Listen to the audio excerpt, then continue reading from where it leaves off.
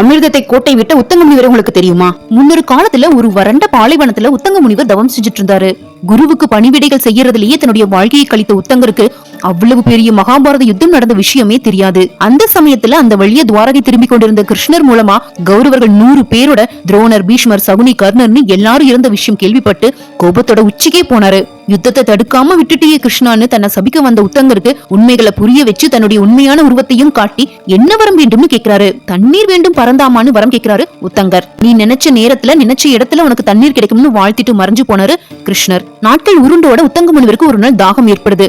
கிருஷ்ணரை நினைச்சு பாக்குறாரு. தண்ணீருக்கு பதிலா அமிர்தத்தையே எடுத்துக்கிட்டு அவரை சோதிக்க வேடன் உருவத்துல வேட்டைக்கார நாய்களோட அங்கு வராரு இந்திரன். சீச்சி, ஒரு முனிவன் எப்படி தோல்பையில தண்ணீர் வாங்கி குடிக்கிறதுன்னு அருவருப்பு போட்டதோட இந்திரனையும் அங்கிருந்து துரத்தி விட்டுட்டாரு. அமிர்தத்தையும் கோட்டை விட்டுட்டாரு. முற்றும் துறந்த ஒரு முனிவர் குளம் கோத்திரம் முயற்சி தாட்சி எல்லாம் பார்க்க கூடாதுன்னு அங்க தோன்றிய கிருஷ்ணன் மூலமா புரிஞ்சுக்கிட்டு தலை குனிஞ்சு நின்னாரு.